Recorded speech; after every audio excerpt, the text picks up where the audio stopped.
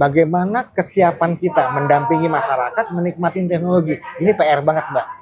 Ini PR banget, apalagi dengan visi Indonesia Digital 2045. Halo sahabat Inti, kembali lagi di Inti Talk bersama saya Nur Nadia Islamiyah.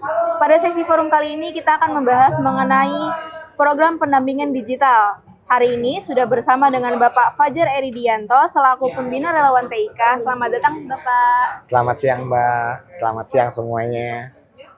Pak, sejauh mana sih Pak persiapan mengenai penyediaan program pendampingan digital yang berkelanjutan bagi masyarakat khususnya di wilayah tertinggal? Ya, sebetulnya nggak usah ngomong wilayah tertinggal. Bagaimana kesiapan kita mendampingi masyarakat menikmati teknologi. Ini PR banget, Mbak. Ini PR banget, apalagi dengan visi Indonesia Digital 2045. Di situ ada infrastrukturnya, kemudian ada ekonomi digitalnya, ada masyarakat digitalnya. Bagaimana Indonesia ini siap, masyarakat kita ini siap dengan adanya transformasi digital. Nah, kami dari relawan TIK berusaha banget Pak memahami dulu nih visi digital Indonesia Digital 2045. Apa sih yang dibutuhkan? Nah, untuk itu kami melakukan banyak pendekatan kepada masyarakat. Sesiap apa masyarakat untuk larut dalam transformasi digital, menikmati kedahsyatan digital. Jangan sampai dia malah terperosok dengan adanya transformasi digital. Nah, untuk itu kami coba dengan literasi digital. Kami melihat di setiap daerah kebutuhan adanya gap-gap kompetensi literasi gap-gap literasi digital ada tiap daerah.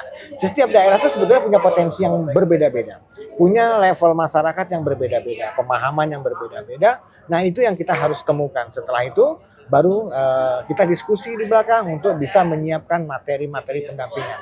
Kita panggil teman-teman yang ada di daerah, kami ada di seluruh Indonesia. Dan kami punya satu forum komunikasi untuk teman-teman yang ada di Indonesia. Kami punya wadah juga namanya Artika, Akademi Relawan TIK, yang tugas dan tanggung jawab untuk mempersiapkan materi-materi, mempersiapkan mekanisme, mempersiapkan strategi pendampingan kepada masyarakat. Kami berharap ke depannya teknologi yang masuk ini bisa membuat masyarakat siap untuk bisa menggunakan aplikasi-aplikasi pemerintah. Nah, sehingga tata kelola yang selama ini masih manual bisa dilakukan secara digital ya. Nah, itu kita siapkan. Percuma kalau ada aplikasi tapi masyarakat nggak pakai. Kemudian bagaimana ekonomi ini bisa maju dengan adanya transformasi digital ini. Nah, itu kita himbau kalau teman-teman yang ada di mendampingi pemerintahan desa, itu mereka bekerja sama dengan pemerintah desa membangun RKDD namanya, Ruang Komunitas Digital Desa. Nah, melalui RKDD ini mereka mendampingi masyarakat desa dan aparatur desa untuk ayo inputkan semua potensi-potensi desa. Mereka membuat pemetaan. Dari pemetaan itu kita lihat apa yang menjadi potensi daerah yang bisa kita digitalkan. Tidak semua perlu didigitalkan, mungkin ada hal-hal yang memang harus dilestarikan, ada disiapkan. Nah, seperti itu, kemudian kita dampingi dengan skillnya, gimana kita menguatkan skill masyarakat, skill aparatur desa untuk bisa membuat produk-produk ini, kemudian brandingnya desa, kemudian tata kelola desa ini bisa dimanfaatkan digital. Jadi banyak hal yang memang harus kita lihat. Nggak bisa kita serta-merta, oh ini literasi digital, ada 4 pilar di dalamnya, ayo turun ke masyarakat seluruh Indonesia. Enggak. Karena ternyata masyarakat di Aceh, di Sumatera, di Jawa, Kalimantan, Sulawesi, Papua, Maluku itu beda-beda. Itu harus kenali dulu. Kalau kita ngomong untuk masyarakat digitalnya seperti apa, ekonomi digital apa yang mau kita angkat, itu platform apa yang kita gunakan, kemudian bagaimana tata kelolanya, itu harus kita siapkan. Jadi strateginya mungkin adalah pertama di kami dulu, kami harus terus meningkatkan kemampuan kita dalam bisa mendampingi masyarakat. Dari peningkatan ini dasarnya apa? Adalah gap literasi digital yang ada di setiap masyarakat, gap kompetensi yang ada di masyarakat, gap potensi-potensi daerah yang ada di masyarakat, sehingga kita tahu platform apa yang akan kita pakai di sana. Berarti dengan adanya program strategi RKDD tadi dapat membantu meningkatkan infrastruktur digital ya Pak di Indonesia. Salah satunya tugas dari teman-teman ruang komunitas desa. Sebetulnya RKDD adalah komunitas desa.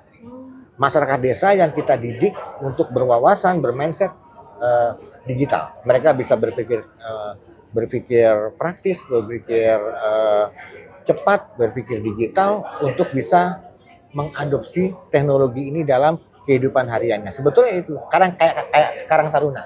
Nah, tapi mereka kita bekali dengan hal-hal literasi digital. Di literasi digital itu ada 4 pilar tuh ya, yang digital skillnya, kemudian ada safety-nya, ada etika dan budaya. Nah, di situ nanti kita terapkan. Sehingga ini diterapkan di 6 pilar desa cerdas yang ada nih. Kalau di desa ya ada 6 pilar.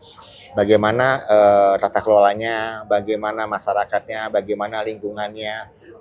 Ada 6 aspek yang harus dilihat untuk didigitalkan. Nah, itu yang harus kita kawal. Untuk masyarakat, untuk teman-teman semua yang peduli terhadap nikmatnya teknologi bagi masyarakat luas, tidak memandang siapapun dia, ayo, tidak perlu bergabung menjadi relawan TK, tapi ayo kita sama-sama mendampingi masyarakat, kita banyak-banyak belajar, karena kita ada di tempat yang beruntung, bisa belajar lebih banyak, ayo kita share lebih banyak kepada masyarakat, sehingga masyarakat kita aman, nyaman berteknologi. Baik sahabat Inti, tadi kita sudah mendengarkan mengenai persiapan penyediaan program pendampingan digital oleh Bapak Fajar Erdianto. Baik, terima kasih. Nantikan topik-topik selanjutnya hanya di Inti Media.